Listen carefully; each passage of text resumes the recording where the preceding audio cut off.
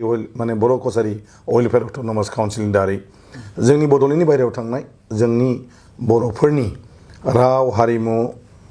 आरो गुबुन गुबुन बिथिं सोलोंथाइ समाजखान्थि रांखान्थि बेफोर बिथिङाव गाबथानानै सोलिलांनो हानाय मोनसे खाबुखौ दिनै माने मोननाय जाहैबाय आरोखि नङा बे जाहैबाय मानसिनि सायाव सोनारो बे मोनसे मर पावारफुल अट'नमि बियो बिराद गोहो गोनां बे माने बड'लेण्डनि बाहेरायाव थानाय जि बर'फोर बेवहाय बिसोरो बर' समाजनि गावबागाव थानाय जायगाजों लोगोसे बायदिसिना सोलोंथायारि आरो गुबुन गुबुन समाजारि बिथिङाव राव हारिमुनि सायावबो खामानि मावनो थाखाय माखासे हाबाफारि लानो हागोन आरो सरकारनिफ्राय बेवहाय खमावब्लाबो 100निबो बारा कौटि रां दानि काउन्सिलफोरखौ जुदि नायोब्ला रुजुयोब्ला बेवहाय 100निबो बारा कौटि रां बोसोराव मोनगोन आरो बे 100 कौटिनिबो बारा फैसाखौ बिटिसिनि बायहेरायाव थानाय बर'फ्रा बर' कसारि अट'नमास काउन्सिलनि गेजेरजों गावसिनि गोसो बायदि खालि बर'नि थाखाय बायदिसिना हाबाफारि लानानै खामानि मावनो हागोन लामा दालां बानायनाय पन्सायती राज सिस्टेम बेबो बेवहाय सोलिबाय थाखागोन बेवहाय खालि बर'नि खामानि मावनो थाखायल' बर'फ्रा गावबागाव मावना लानो थाखायल' बे एक्सट्रा फैसाखौ मोननानै बे काउन्सिला बर'फोरनि थाखाय हाबाफारि लानानै खामानि मावनो हागोन ओंखायनो आंनि खावलायनाया बेल' बिथांमोना जेन बिटिसिनि बायदि सिखा खदाल साप्लाय होआ मुस्रि साप्लायाव गारा सोरनोबा माने माबा गम जोलै मटर जोलै बेफोरबायदि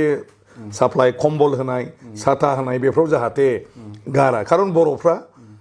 बेनि थाखाय अभाब नङा बर'फ्रा गावनो बेफोरखौ लानो हायो स्प्रे मेसिन माबा माबि बेफोरखौ आरोखि गतिके आं बिथांमोनखौ खावलायनो लुगैदों जे बेवहाय जायफोर गुबै जे जों सोलोंथाइनि बिथिङाव जुदि गंनै जोङो डिपिएस बायदि जुदि स्कुल फाथिनानै लानो हायो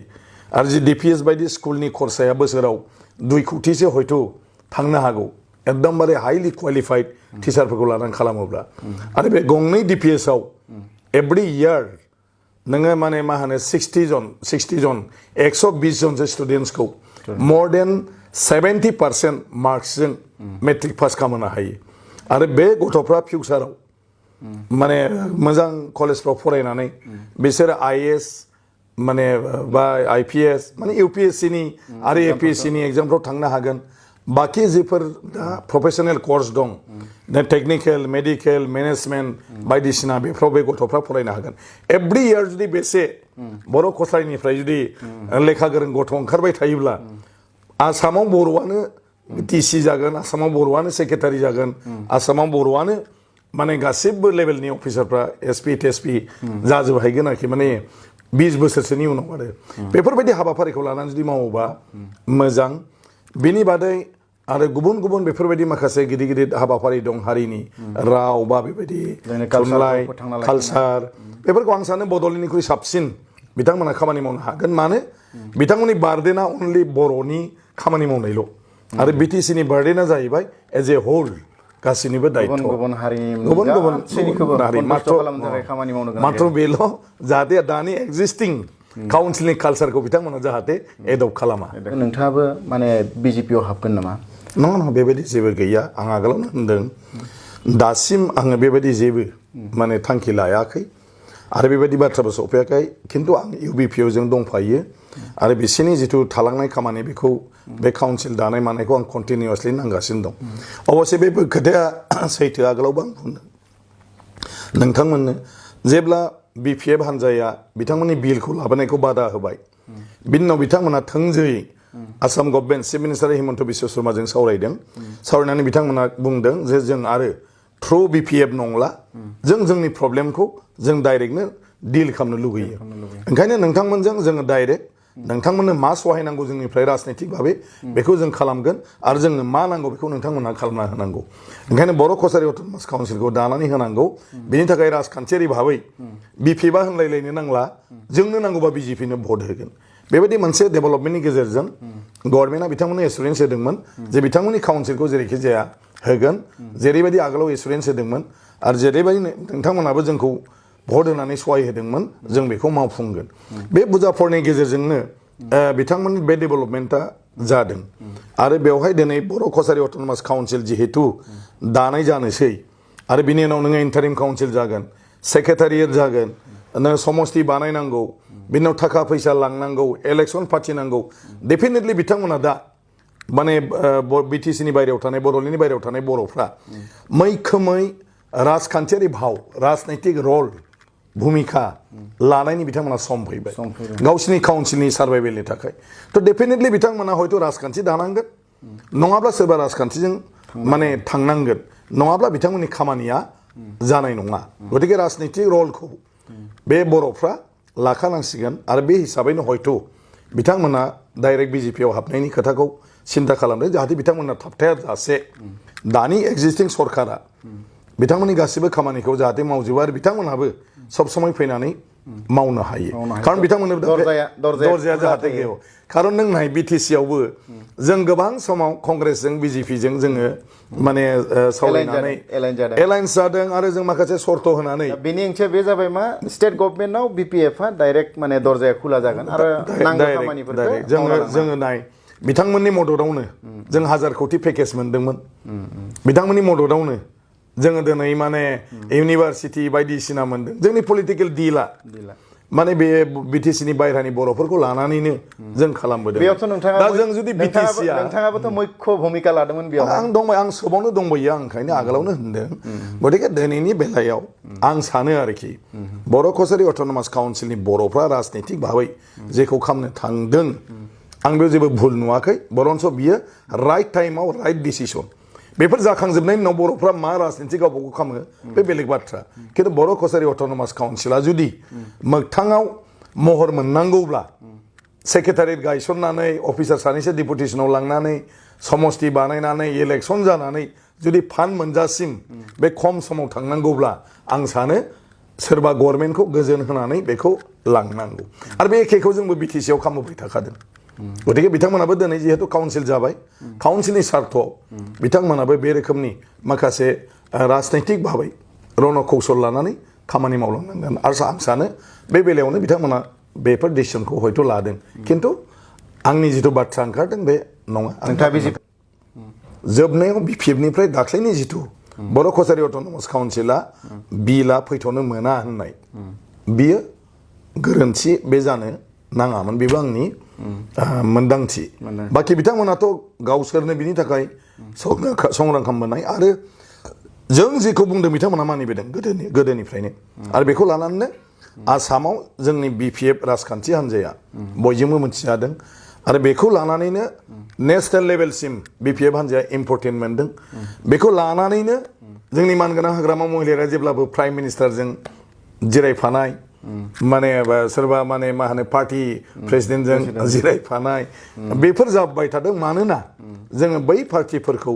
सरकार लाबोनायाव बिटिसिनि बायरानि बर'फोरखौ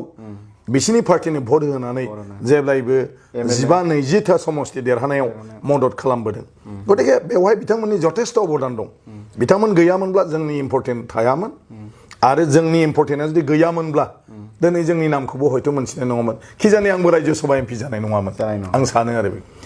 थाङै बियो मा जाहैबाय जेब्ला इमप्लिमेन्टेसन जानांगौ साबस्टेन्सियेल पपुलेसना खालि क'क्राझार डिस्ट्रिक्ट आरो उदालगुरि साब डिभिजनाल होननानै बेयावल' बाहायनो नागिरबाय बेवहाय एसे खुद्रिलायनाय थाबाय आरो रावबो बिनि इमप्लिमेन्टेसनखौ बै समनि जोंनि दैदेनगिरिया रावबो मावाखिसै आरो गभर्नमेन्टआबो बुंबायल' खिन्थु गभर्नमेन्टआ खुनु बेबस्था लायाखिसै बिनि उनाव थाबोनानै बाथ्राफ्रा बिदिनो रायखांजाबाय थायो गेजेर एइबार जोंनि सोमावसारारि बिथांमोना बे बेलायाव खुब इम्पर्टेन्ट होननानै गेजेरावबो कंग्रेसजों इलेक्सनाव मोनसे माबा जालायलायदोंमोन आन्डारस्टेन्डिं नाथाय कंग्रेसआ फैयाखिसै आबसुआ जादोंमोन लिरनानैबो होदोंमोन इलेक्सननि सिगाङाव बिनि उनाव जायाखिसै खिन्थु आबसुआ कन्टिनिउ लांनानै एइबारनि एकर्डआव बेखौ कन्डिसन मोनसे होबाय आरो बे कन्डिसनाव गभर्नमेन्टआ एग्रि खालामबाय आरोखि आसामनि associate official language as a whole दा आरो साबस्टेन्सियेल वार्ड गैया आरो क'क्राझार उदालगुरियाल' जागोन होननायनिबो गैया प्लास एइबाराव इमप्लिमेन्ट खालामनायनि थाखाय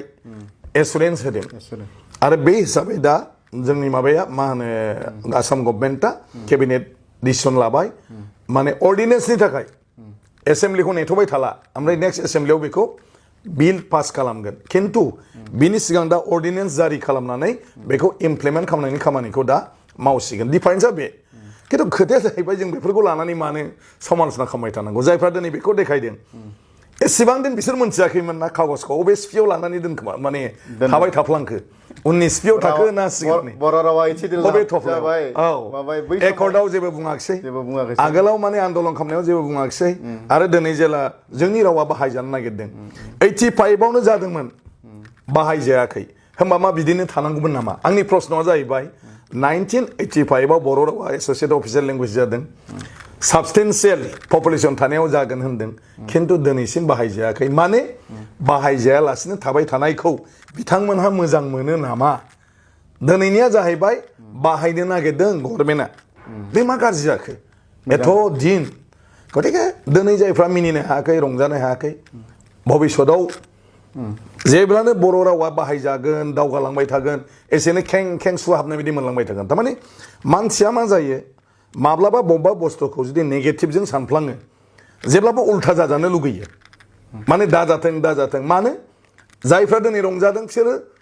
माने लाजिनांथारनांगौ बे लाजिनांनायनि कम्पिटिसना बर' रावखौ जौगानायाव होबथानाय नंगौना नङा दानि बे बुंबाय थानायनि कम्पिटिसना बर' रावा इमप्लिमेन्ट जानाङा होननाय नंगौना नङा होमब्ला इमप्लिमेन्टआथ' जाखागोन होमब्ला बिसोरोथ' लाजिगोन दा मानो लाजिनाय खामानिखौ मावबाय थानांगौ गतिके जाबाय जानो हो नोङो दिनै माबा मोनसे मोजां मोनाखै आगोलावनोमोन ओरैमोन नों सिरि था